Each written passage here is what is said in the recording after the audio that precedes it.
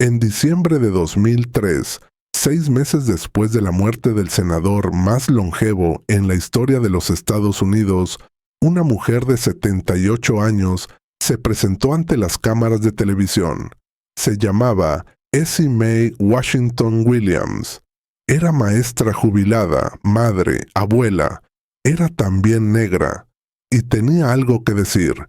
Strom Thurmond era mi padre. Esas 4 palabras sacudieron a toda la nación americana. El hombre que había pronunciado el discurso más largo en la historia del Senado para bloquear los derechos civiles de los afroamericanos. El hombre que había dicho que la segregación racial era la voluntad de Dios. El hombre que había dedicado su carrera política a mantener a los negros separados de los blancos. Ese hombre había tenido una hija negra. Y no solo eso, esa hija había nacido cuando su madre tenía 16 años y era empleada doméstica en la casa de la familia Thurmond. La madre era negra, el padre era blanco. La diferencia de edad era de 6 años. La diferencia de poder era infinita. Durante 78 años, Essie Mae guardó el secreto. Durante 78 años vio a su padre convertirse en gobernador, en candidato presidencial, en senador, en leyenda. Durante 78 años lo vio luchar contra los derechos de las personas como ella. Durante 78 años recibió dinero de él en secreto, se reunió con él en secreto, lo llamó papá en secreto. Y durante 78 años guardó silencio. Esta es la historia que nadie quería contar. La historia del senador segregacionista y la hija que tuvo que negar. La historia de Carrie Butler, la empleada de 16 años que quedó embarazada del hijo de sus patrones. La historia de cómo el racismo y la hipocresía pueden coexistir en la misma persona durante un siglo entero. Esta es la historia de Strom Thurmond y Essie Mae Washington Williams. Edgefield, Carolina del Sur, era un pueblo pequeño en el sur profundo de los Estados Unidos. Tenía menos de 3,000 habitantes. Era caluroso en verano, templado en invierno y completamente segregado todo el año. Los blancos vivían en un lado del pueblo, los negros vivían en el otro. Los blancos iban a escuelas blancas, iglesias blancas, cementerios blancos. Los negros tenían sus propias escuelas, iglesias y cementerios, separados, desiguales. Así había sido desde la Guerra Civil. Así seguiría siendo durante décadas más. En el centro de Edgefield estaba la casa de los Thurmond. Era una casa grande, elegante, con columnas blancas y jardines amplios. John William Thurmond era el patriarca. Era abogado, político, juez federal. Era un hombre respetado en todo el condado. Su esposa, Eleanor Gertrude Strom, venía de una familia prominente. Tenían varios hijos. El segundo era James Strom Thurmond, nacido en 1902. Strom, como lo llamaban, era diferente de sus hermanos. Era ambicioso, inteligente, carismático. Desde joven mostró interés en la política, admiraba a su padre, quería ser como él, quería ser más que él. Estudió en la Universidad de Clemson, se graduó con honores, estudió Derecho bajo la tutela de su padre. A los 21 años ya era abogado, a los 26 era superintendente de educación del condado, a los 31 sería senador estatal. Pero antes de todo eso, antes de la carrera política, antes de la fama, antes de los discursos sobre la supremacía blanca, hubo una muchacha en la casa de los Thurmond. Su nombre era Carrie Butler. Carrie Butler nació en 1909 en Edgefield. Era hija de Mary Butler, una mujer negra que trabajaba como lavandera y cocinera para familias blancas. Carrie creció en pobreza. Vivía en una pequeña casa en el lado negro del pueblo. No tenía padre presente. Su madre trabajaba todo el día. Carrie aprendió desde pequeña que su destino era servir a los blancos. Eso era lo que hacían las mujeres negras en Edgefield. Eso era lo que harían siempre. A los 14 años, Carrie comenzó a trabajar en casas de familias blancas. Limpiaba, cocinaba, lavaba ropa, cuidaba niños. Ganaba unos pocos centavos al día. Era el único futuro que podía imaginar. Cuando Carrie descubrió que estaba embarazada, supo que su vida había terminado. No la vida literal, sino la vida que conocía. No podía quedarse en Edgefield. No podía seguir trabajando en la casa de los Thurmond. No podía tener un bebé de piel clara en un pueblo donde todos sabrían quién era el padre. Donde todos lo sabrían, pero nadie lo diría. Donde ella sería la culpable, la tentadora, la mujer negra que había seducido al hijo de una familia respetable. Carrie fue enviada lejos. Fue a Aiken, Carolina del Sur, a casa de su hermana, Hattie Butler Washington. Allí, el 12 de octubre de 1925, nació una niña. La llamaron Essie Mae. La bebé tenía la piel clara, mucho más clara que la de Carrie, mucho más clara que la de cualquier miembro de la familia Butler. Tenía rasgos que no eran enteramente africanos. Tenía los ojos de alguien más. Tenía la nariz de alguien más. Tenía la sangre de alguien más. Carrie no podía criar a la niña. No tenía dinero. No tenía estabilidad. No tenía manera de explicar a una bebé de piel tan clara. Entonces, hizo lo que muchas mujeres negras hacían en esa época. Dejó a Essie Mae con su hermana Hattie. Hattie y su esposo, John Washington, criarían a la niña como si fuera suya. Carrie regresaría a Edgefield, seguiría trabajando, seguiría siendo invisible. Durante años, Essie Mae no supo que Hattie no era su madre verdadera. Creció en Aiken pensando que era una Washington. Iba a la escuela, jugaba con otros niños. Era una niña normal en una comunidad negra normal. Nadie le dijo que su padre era blanco. Nadie le dijo que su padre era el hijo de una de las familias más prominentes de Carolina del Sur.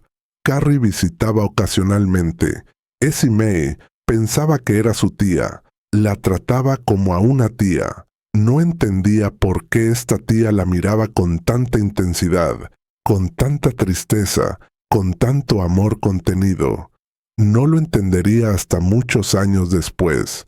Mientras Essie Mae crecía en Aiken, Strom Thurmond construía su carrera. En 1929 fue elegido superintendente de educación del condado de Edgefield. Tenía 26 años. Era joven, ambicioso, carismático. Los votantes lo adoraban. Los políticos locales lo respetaban. Su futuro era brillante. En 1933, Thurmond fue elegido senador estatal de Carolina del Sur. Tenía 30 años. Comenzó a hacer contactos políticos a nivel estatal. Comenzó a construir una red de aliados. Comenzó a desarrollar las posiciones políticas que definirían su carrera. Conservador, sureño, defensor de los derechos de los estados, opositor de cualquier intervención federal. Y silenciosamente, sin que nadie lo supiera, comenzó a enviar dinero, no a Carrie, a Essie Mae, no directamente, a través de intermediarios, pequeñas sumas que llegaban a la familia Washington, para ropa, para escuela, para comida, dinero que nunca fue explicado, dinero que la familia aceptaba sin preguntas, porque en el sur segregado, las familias negras aprendían a no hacer preguntas. Las preguntas eran peligrosas. Las respuestas eran peores. Thurmond nunca reconoció públicamente a Essie Mae. Nunca la mencionó en ningún documento oficial. Nunca habló de ella con sus amigos, sus colegas, sus aliados políticos. Ella no existía en su vida pública. Era un fantasma, un secreto. Una niña que vivía en las sombras de su conciencia. Pero el dinero seguía llegando. Essie Mae tenía 13 años cuando descubrió la verdad. Fue en 1938. Carrie Butler viajó a Aiken para visitarla. Esta vez, algo era diferente. Carrie estaba nerviosa. Tenía algo que decir, algo que había guardado durante 13 años. «Yo soy tu mamá», le dijo Carrie. Essie Mae quedó en shock. La mujer que había pensado que era su tía era en realidad su madre, la mujer que la había abandonado cuando era bebé, la mujer que solo la visitaba ocasionalmente, su madre. Pero eso no era todo. «Tu papá es un hombre importante», dijo Carrie. «Es un hombre blanco». No le dijo el nombre, no todavía.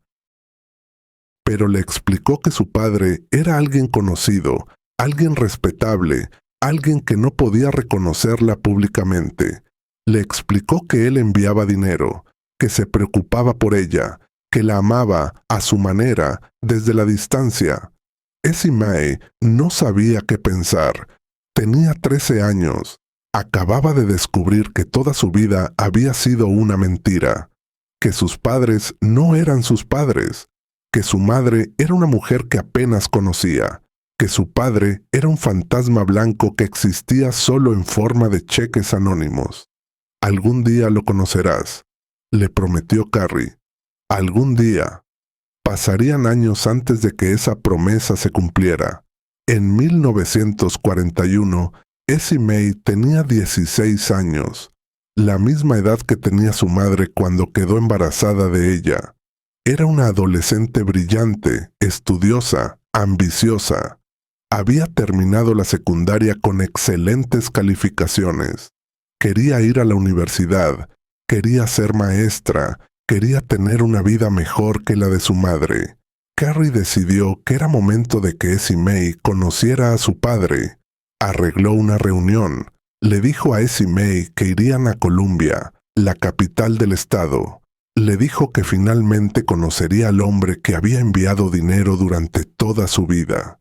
Essie Mae estaba aterrorizada y emocionada al mismo tiempo. ¿Quién era este hombre misterioso? ¿Cómo sería? ¿La reconocería como su hija? ¿La abrazaría? ¿La rechazaría? Llegaron a un bufete de abogados en Columbia. Carrie la llevó adentro. Un hombre las esperaba. Era alto, atlético. Tenía el cabello oscuro peinado hacia atrás. Vestía un traje elegante. Tenía una presencia imponente. Essie Mae lo reconoció inmediatamente. No personalmente, pero por las fotografías en los periódicos. Era Strom Thurmond, el senador estatal, el político en ascenso, el hombre que todos decían que llegaría lejos. Thurmond miró a Essie Mae. La estudió con atención. Después sonrió. «Eres muy bonita», dijo. «Te pareces a tu madre».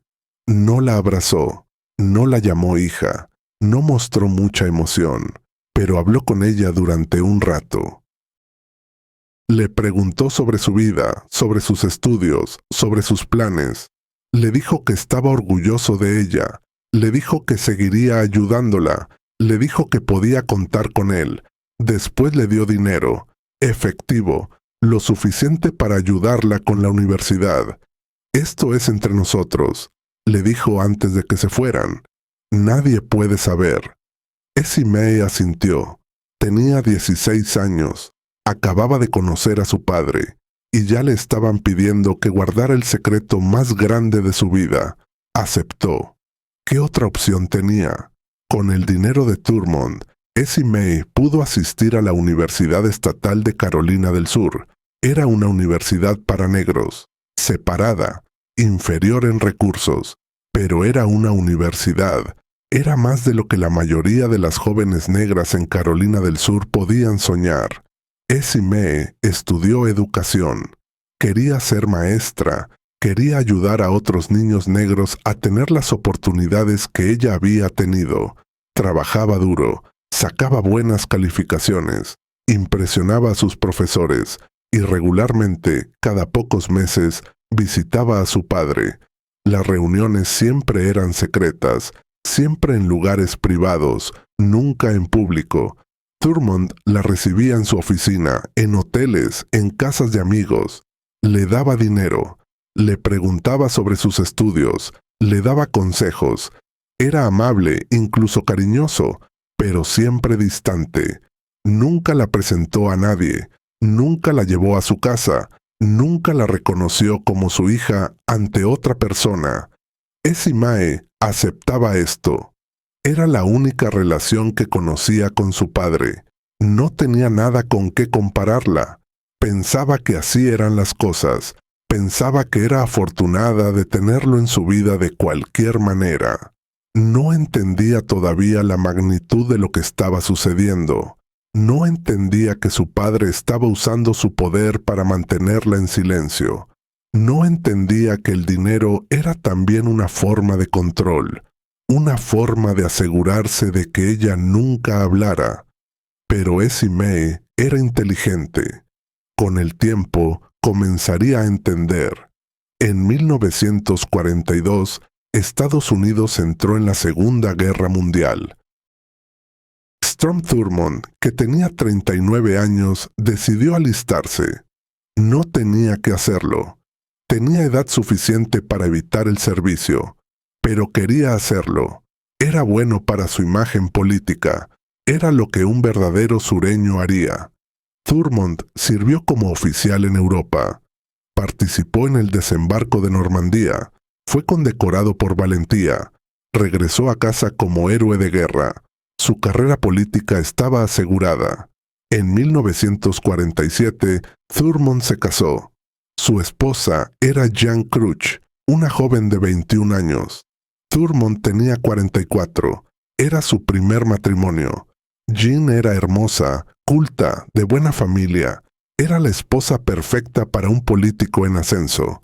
Essie Mae supo del matrimonio por los periódicos. No fue invitada a la boda. No fue mencionada. Su padre se casó como si ella no existiera, como si nunca hubiera tenido una hija antes, como si Carrie Butler nunca hubiera trabajado en su casa. Essie Mae siguió adelante con su vida. Se graduó de la universidad. Comenzó a trabajar como maestra. En 1948 se casó con Julius Williams, un abogado negro. Tuvieron hijos juntos. Formaron una familia. Vivían en Los Ángeles, lejos de Carolina del Sur, lejos de los secretos del sur. Pero el secreto la seguía. Strom Thurmond la seguía.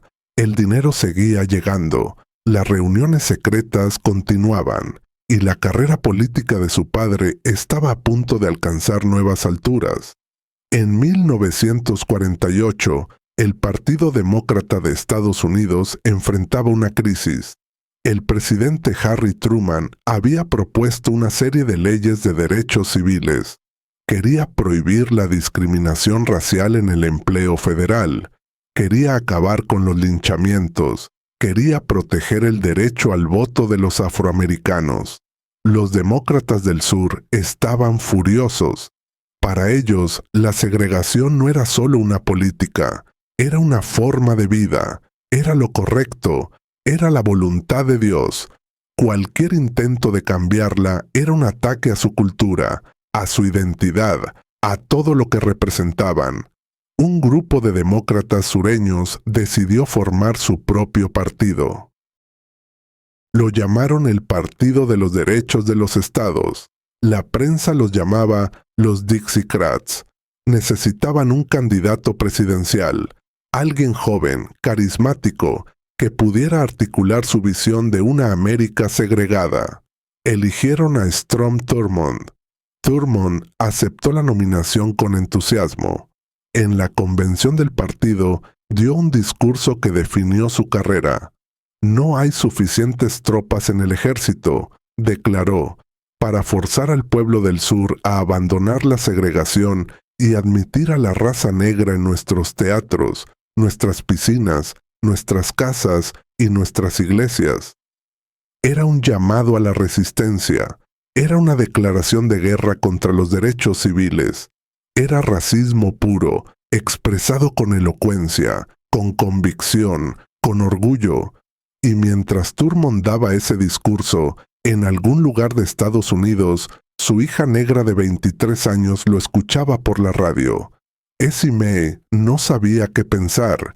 Este era su padre, el hombre que le daba dinero, el hombre que le preguntaba sobre su vida, el hombre que le decía que estaba orgulloso de ella, y aquí estaba, declarando que los negros no merecían igualdad, que debían mantenerse separados, que la segregación era correcta y buena.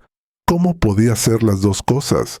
¿Cómo podía amarla a ella y odiar a la gente como ella? ¿Cómo podía ser su padre y también su enemigo? Essie May no tenía respuestas, solo tenía silencio. El mismo silencio que había guardado toda su vida. Thurmond recorrió el sur durante la campaña de 1948. Dio discursos en cada estado sureño. Habló sobre la amenaza del comunismo y la integración forzada. Habló sobre proteger la forma de vida sureña. Habló sobre mantener a los negros en su lugar. Era un orador brillante. Sabía cómo conectar con las audiencias.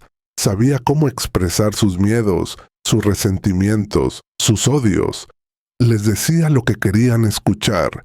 Les prometía que lucharía por ellos, que nunca permitiría que el gobierno federal les quitara su derecho a segregar. Las multitudes lo adoraban. En cada parada, miles de personas venían a verlo. Agitaban banderas confederadas, gritaban su nombre, lo trataban como un héroe. Thurmond perdió la elección. Harry Truman ganó la presidencia, pero Thurmond ganó 39 votos electorales. Ganó 4 estados sureños. Para un candidato de tercer partido, era un logro extraordinario. Y lo más importante, Thurmond se había establecido como el líder del sur segregacionista, como la voz de la resistencia blanca, como el hombre que defendería la supremacía blanca hasta el final. Era una imagen que cultivaría durante décadas, una imagen que construyó mientras su hija negra vivía en las sombras. En 1954, Strom Thurmond fue elegido al Senado de los Estados Unidos.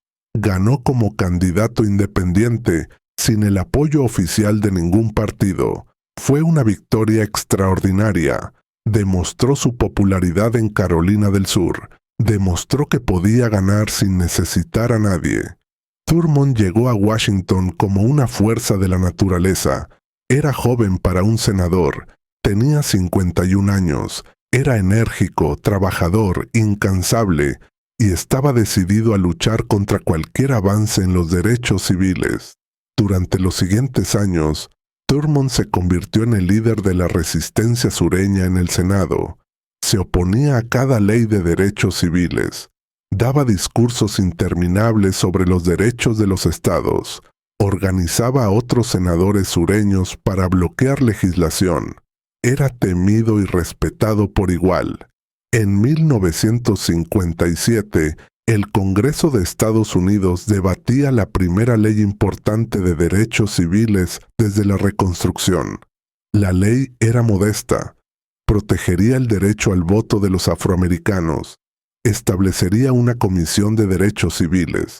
No terminaría con la segregación, pero era un primer paso. Para Strom Thurmond, cualquier paso era demasiado. El 28 de agosto de 1957, Thurmond se levantó en el Senado y comenzó a hablar. Habló sobre la Constitución, habló sobre los derechos de los estados, habló sobre la historia del sur, habló sobre leyes electorales. Habló sobre todo lo que se le ocurrió. Habló durante 24 horas y 18 minutos consecutivos. Fue el filibustero más largo en la historia del Senado de Estados Unidos, un récord que todavía mantiene. Thurmond habló para bloquear la ley de derechos civiles, habló para defender la segregación, habló para mantener a los negros en su lugar. Al final, fracasó. La ley fue aprobada de todos modos, pero Thurmond se había convertido en leyenda. El hombre que había hablado durante más de un día para defender el sur, el último gladiador de la causa perdida. Y mientras daba ese discurso épico, su hija negra de 32 años vivía en Los Ángeles. Enseñaba a niños negros en escuelas segregadas de facto. Luchaba por darles una educación decente, luchaba contra el mismo sistema que su padre defendía con tanta pasión. Essie Mae nunca habló públicamente sobre el filibustero, nunca confrontó a su padre sobre ello, siguió guardando silencio, siguió aceptando el dinero, siguió manteniendo el secreto. Años después, cuando le preguntaron cómo se sentía al respecto, Essie Mae dio una respuesta sorprendente. Estaba orgullosa de él, dijo. Admiraba su determinación, aunque no estaba de acuerdo con lo que decía. Era una respuesta complicada, una respuesta que revelaba cuánto poder tenía Thurmond sobre ella, cuánto la había condicionado a aceptar lo inaceptable, cuánto había internalizado ella la idea de que él tenía derecho a ser quien era, sin importar cuánto daño causara. En 1960, la esposa de Thurmond, Jean, murió de un tumor cerebral. Tenía solo 33 años. Thurmond quedó devastado. Había estado casado con ella durante 13 años. La había amado profundamente. Essie Mae se enteró por los periódicos. Pensó en enviar condolencias. Pensó en llamar. Pero, ¿qué diría? ¿Cómo explicaría quién era? Decidió no hacer nada. Seguir guardando silencio, como siempre. Thurmond no la contactó durante el periodo de duelo. No buscó consuelo en su hija secreta. No le pidió que viniera. Siguió tratándola como lo había hecho siempre, como un secreto que debía mantenerse oculto. La década de 1960 fue el periodo más turbulento en la historia de los derechos civiles en Estados Unidos. Martin Luther King Jr. lideraba marchas. Los Freedom Riders desafiaban la segregación en los autobuses. Los estudiantes negros se sentaban en mostradores de restaurantes segregados. La nación estaba en llamas, y Strom Thurmond estaba en el centro de la resistencia. Se opuso a la Ley de Derechos Civiles de 1964, votó en contra, dio discursos en contra, dijo que era inconstitucional, dijo que destruiría la forma de vida sureña, dijo que era comunismo disfrazado. Se opuso a la ley de derecho al voto de 1965, votó en contra, dio discursos en contra, dijo que era tiranía federal, dijo que los estados tenían derecho a decidir quién podía votar, se opuso a todo, a cada avance, a cada progreso, a cada paso hacia la igualdad. Ese mismo año, 1964, Thurmond hizo algo que sorprendió a muchos. Dejó el Partido Demócrata y se unió al Partido Republicano. Dijo que los demócratas se habían vuelto demasiado liberales. Dijo que los republicanos representaban mejor los valores del sur. Fue un movimiento calculado. Thurmond vio hacia dónde iba el país, vio que el sur estaba cambiando de partido, vio una oportunidad y la aprovechó. Como republicano, Thurmond se reinventó, seguía siendo conservador, seguía oponiéndose a los derechos civiles, pero ahora tenía una nueva base política, una nueva fuente de poder, una nueva manera de mantenerse relevante.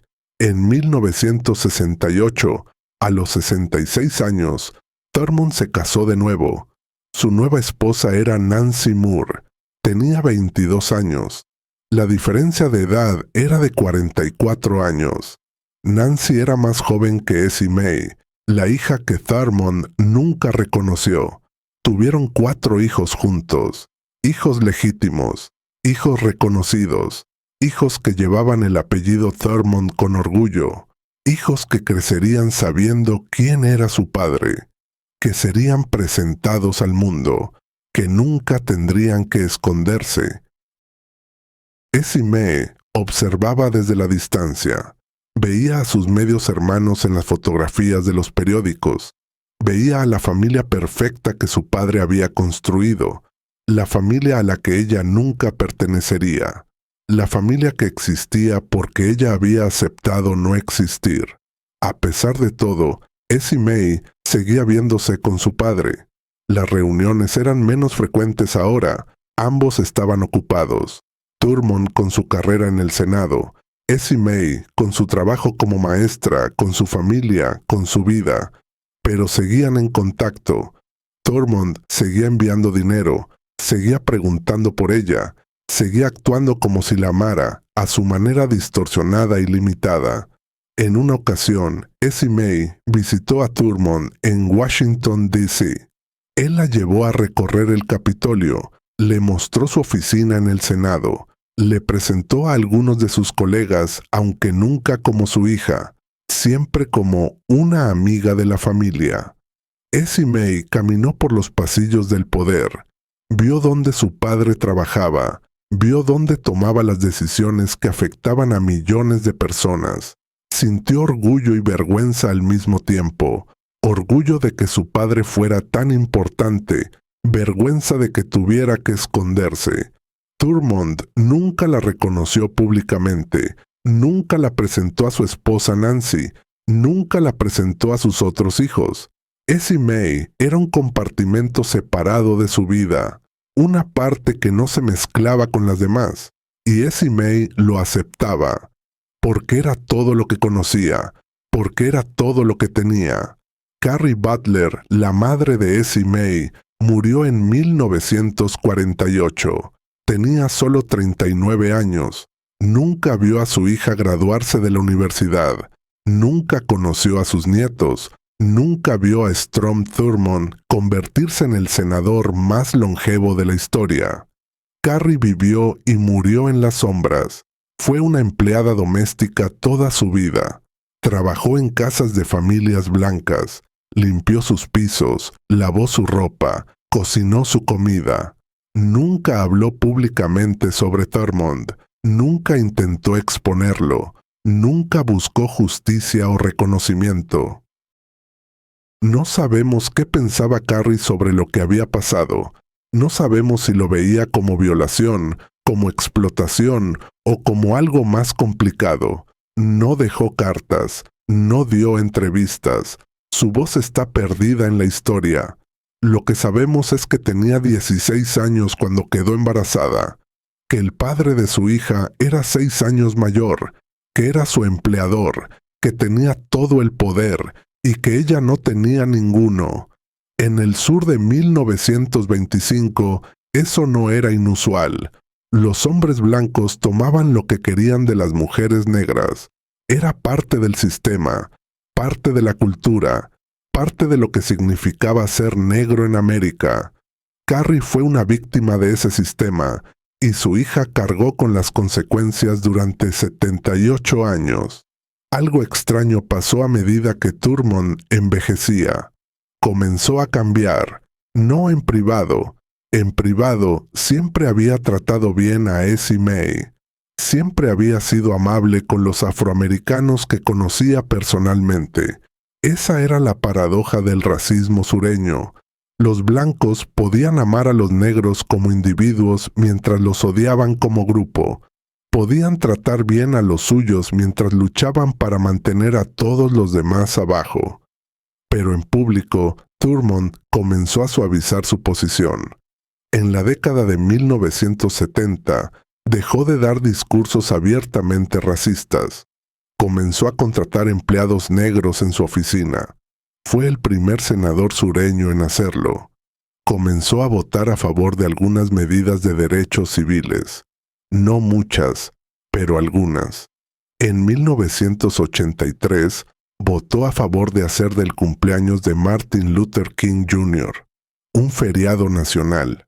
El mismo hombre que había hablado durante 24 horas para bloquear los derechos civiles, ahora votaba para honrar al líder del movimiento. ¿Era hipocresía? ¿Era arrepentimiento genuino? ¿Era cálculo político? Probablemente un poco de todo. Thurmond nunca se disculpó por su pasado segregacionista. Nunca admitió que había estado equivocado. Nunca reconoció el daño que había causado. Simplemente siguió adelante como si el pasado no existiera. Y el pasado incluía a Essie May. El secreto que nunca reveló. La hija que nunca reconoció. En el año 2002, Strom Thurmond cumplió 100 años. Era el senador más viejo en la historia de Estados Unidos. Había servido en el Senado durante 48 años. Era una leyenda. Hubo celebraciones en todo Carolina del Sur. Políticos de ambos partidos lo elogiaron. Lo llamaron un gigante de la historia americana, un servidor público dedicado, un hombre de principios. Nadie mencionó a Essie Mae. Nadie habló de Carrie Butler. Nadie recordó el filibustero de 24 horas contra los derechos civiles. La historia había sido sanitizada. Thurmond era ahora un anciano venerable, no el guerrero de la segregación que había sido. Essie Mae tenía 77 años. Había guardado el secreto durante toda su vida adulta. Había visto a su padre convertirse en leyenda mientras ella permanecía invisible. Un año después, el 26 de junio de 2003, Strom Thurmond murió. Tenía 100 años. Fue enterrado con honores de Estado. El presidente George W. Bush asistió al funeral. Senadores de ambos partidos dieron discursos elogiándolo. Era el final de una era. El último de los grandes segregacionistas había muerto. Pero la historia no había terminado. 6 meses después de la muerte de Thurmond, Essie Mae Washington Williams convocó una conferencia de prensa. Tenía 78 años. Había guardado el secreto durante toda su vida. Había protegido a su padre, a su reputación, a su legado. Pero ahora él estaba muerto. Y ella quería que el mundo supiera la verdad. Mi padre era Strom Thurmond, anunció ante las cámaras. La noticia explotó. Los periódicos de todo el país la pusieron en primera plana. Los noticieros de televisión interrumpieron su programación regular. El Internet, que apenas comenzaba a ser una fuerza dominante, se llenó de discusiones. El senador segregacionista había tenido una hija negra. El hombre que había luchado toda su vida para mantener a los negros separados de los blancos había tenido una familia negra secreta. La hipocresía era monumental. Essie Mae no expresó amargura. No atacó a su padre. Habló de él con amor, con respeto, con tristeza. Lo amaba, dijo, y creo que él me amaba a mí. Explicó que había guardado el secreto por respeto a él, por respeto a su madre, por respeto a la complejidad de la situación. No quería destruir su legado mientras estaba vivo, pero ahora, con él muerto, quería que la verdad se conociera, quería ser reconocida como su hija, quería que su madre fuera recordada, quería que la historia fuera completa. La reacción de la familia Thurmond fue sorprendente. No negaron la historia, no atacaron a Essie Mae, no la llamaron mentirosa o buscadora de atención. En cambio, emitieron un comunicado reconociendo que ella era efectivamente la hija de Strom Thurmond. La familia Thurmond reconoce a Essie Mae Washington Williams, decía el comunicado. La confirmamos como hija del difunto senador Strom Thurmond. Fue un momento extraordinario. Una familia blanca del sur reconociendo públicamente a una hermana negra, aceptando la historia que su padre había ocultado durante 78 años. Los hijos de Thurmond, de su segundo matrimonio, los medios hermanos de Essie Mae, se reunieron con ella, la abrazaron, la llamaron hermana, la aceptaron en la familia. Fue un final que nadie había esperado. Un momento de reconciliación en una historia llena de división. Un rayo de humanidad en una narrativa de hipocresía y opresión. Pero la aceptación llegó tarde. Llegó después de que Thurmond muriera. Llegó después de que Essie Mae pasara 78 años en las sombras. Llegó después de que Carrie Butler viviera y muriera sin reconocimiento. La familia Thurmond hizo lo correcto al final, pero lo correcto habría sido hacerlo desde el principio. Essie Mae Washington Williams murió el 4 de febrero de 2013. Tenía 87 años. Había vivido para ver su historia reconocida. Había vivido para ser aceptada por la familia de su padre. Había vivido para contar su verdad. Escribió un libro sobre su vida, Dear Senator, a memoir by the daughter of Strom Thurmond. En él contaba toda la historia, su infancia sin saber quién era su padre, los años de secreto, los encuentros furtivos, la complejidad de amar a un hombre que representaba todo lo que estaba mal con América. El libro fue un éxito de ventas. La historia de Essie Mae tocó una fibra en la conciencia americana. Revelaba la hipocresía fundamental del racismo. Mostraba cómo los mismos hombres que defendían la segregación podían tener familias negras secretas. Cómo el sistema dependía de mentiras, de silencio, de la complicidad de sus víctimas. Pero el libro también mostraba algo más. Mostraba la capacidad humana para el perdón, para el amor complicado, para encontrar paz en situaciones imposibles. Essie Mae nunca expresó odio hacia su padre, nunca lo condenó públicamente, incluso después de revelar la verdad, habló de él con cariño, lo llamaba un hombre de su tiempo. Decía que había hecho lo mejor que podía dentro de las limitaciones de su época. Algunos la criticaron por esto, dijeron que era demasiado indulgente, que debería haber denunciado su racismo, que debería haber sido más dura. Pero Essie Mae tenía su propia perspectiva, había vivido esta historia, había sido parte de ella, y había encontrado una manera de vivir con ella que le daba paz. Hay un paralelo inevitable entre la historia de Thomas Jefferson y Sally Hemings y la historia de Strom Thurmond y Carrie Butler. Ambos eran hombres poderosos que predicaban una cosa y hacían otra. Ambos tuvieron hijos con mujeres que no tenían poder para negarse. Ambos mantuvieron esas relaciones en secreto durante décadas. Ambos fueron eventualmente expuestos, aunque solo después de su muerte. Pero hay diferencias importantes. Jefferson vivió en una época en que la esclavitud era legal. Carrie Butler no era esclava, era una empleada. Técnicamente era libre. Técnicamente podía irse.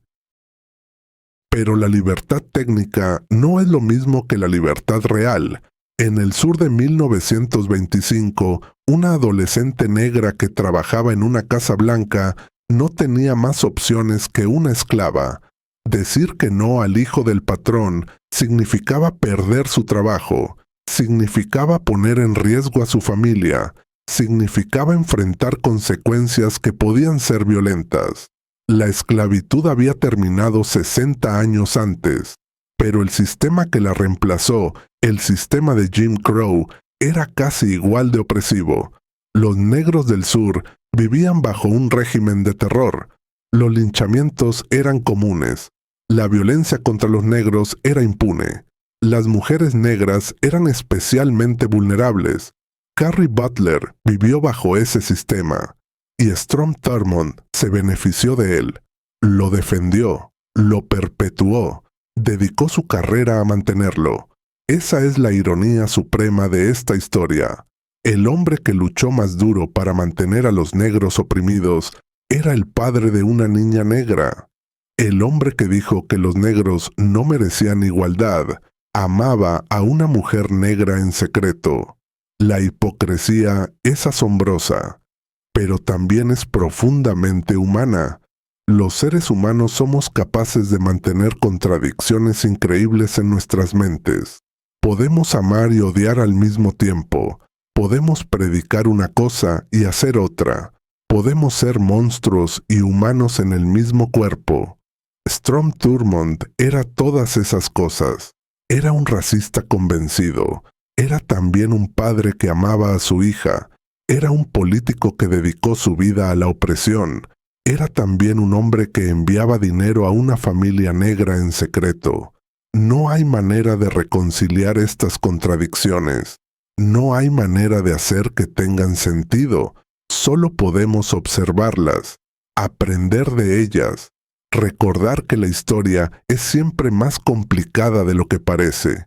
Hay muchas cosas que nunca sabremos sobre esta historia. Nunca sabremos exactamente qué pasó entre Carrie Butler y Strom Thurmond en 1925. Nunca sabremos si ella consintió, si resistió, si simplemente no tuvo opciones. Nunca escucharemos su versión de los hechos. Murió joven, sin dejar testimonio. Nunca sabremos qué pensaba Thurmond realmente sobre su hija. Sus acciones sugieren que la amaba, a su manera. El dinero, las visitas, la preocupación por su bienestar. Pero nunca la reconoció públicamente. Nunca arriesgó nada por ella. Nunca la puso por encima de su carrera. Nunca sabremos cómo habría sido diferente la historia si Essie Mae hubiera hablado antes, si hubiera expuesto a su padre cuando él todavía estaba vivo, si hubiera usado su historia para desacreditar al movimiento segregacionista. Pero Essie Mae eligió el silencio, eligió proteger a su padre, eligió mantener la paz familiar, eligió una vida tranquila sobre la justicia pública. Esa fue su decisión, y fue una decisión complicada, llena de factores que no podemos entender completamente desde afuera. En el Capitolio de Estados Unidos hay un retrato de Strom Thurmond. Lo muestra como un senador distinguido, un servidor público dedicado, un hombre de Estado. El retrato no menciona a Carrie Butler, no menciona a Essie Mae Washington Williams, no menciona los 78 años de secreto, no menciona la hipocresía, la explotación, la mentira. Eso es lo que hacen los monumentos, cuentan historias simplificadas, historias que nos hacen sentir bien sobre nuestro pasado, historias que ocultan las verdades incómodas, pero las verdades incómodas existen de todos modos. Viven en los archivos, viven en los testimonios, viven en la sangre de los descendientes. Essie Mae Washington Williams tiene bisnietos hoy. Algunos de ellos tienen la piel clara, algunos podrían pasar por blancos. Todos llevan en su ADN la historia de Strom Thurmond y Carrie Butler. Todos son parte de esta historia que América intentó ocultar, la historia del senador segregacionista y la empleada adolescente. La historia del poder y la impotencia, la historia del racismo y el amor.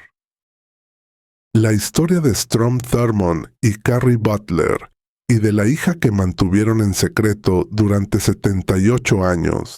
Esta es la historia que no querían que conocieras, la historia que revela la hipocresía en el corazón de América, la historia que demuestra que los héroes de algunos son los villanos de otros, y que la verdad, por incómoda que sea, siempre encuentra una manera de salir a la luz.